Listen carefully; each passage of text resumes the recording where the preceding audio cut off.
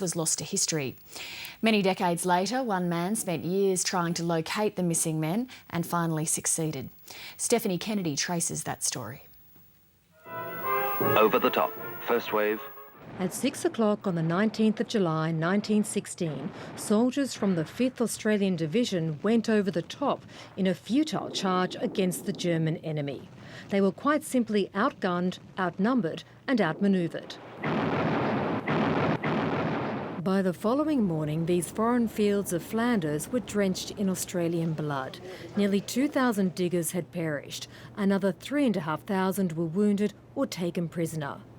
But the Battle of Fromelles was soon forgotten, as were the fallen. Left in no man's land by British commanders who refused to allow the Australians to recover the bodies of their mates. I'd met survivors of the Battle of Fromelles, and in that sense it became personal to me, and I tried to learn as much as I possibly could about Fromelles. Lambis Inglesos was born in Greece. He came to Australia as an infant and grew up in Melbourne. It was there that he befriended veterans from the Great War, and he first heard about the Battle of Fromelles and the diggers with no known graves. It was high summer, they had to clear their lines, and those Australians who had been killed at or beyond the so-called objective had to have been gathered by the Germans and buried somewhere. He vowed to find the missing. It took years of dogged detective work, but eventually the amateur historian believed it was in this field between the village of Fromelles and Pheasant Wood that 250 Australians were buried in mass graves by their German enemy.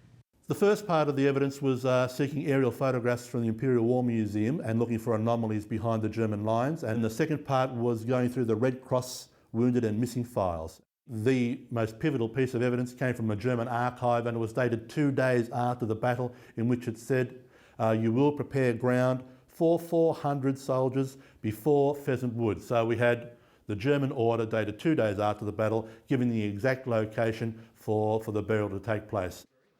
But his theory was quickly dismissed by government bureaucrats and war historians.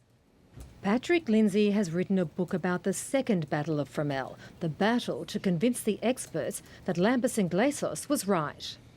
Cavalier was probably the way it was treated at the beginning. He was treated as a bit of a nuisance to start with.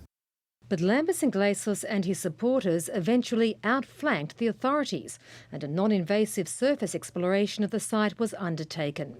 2 distinctly Australian artefacts were found.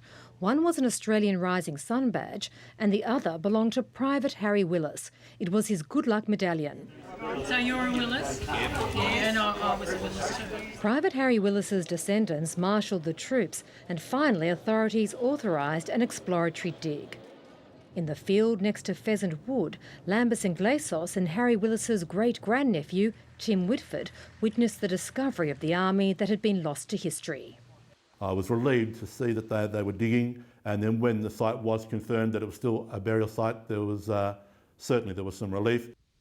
12 months later, an archaeological excavation revealed the secret resting place of the missing from Fromelles.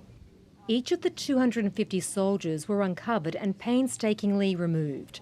But these graves surrendered more than just bones. There were crucial clues in identifying the soldiers, including DNA.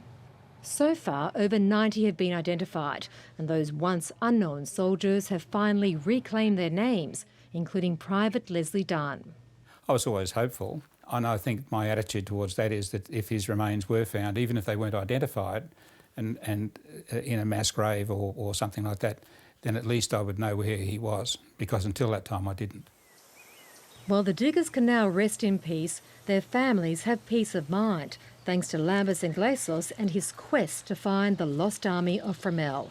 Stephanie Kennedy, Lateline.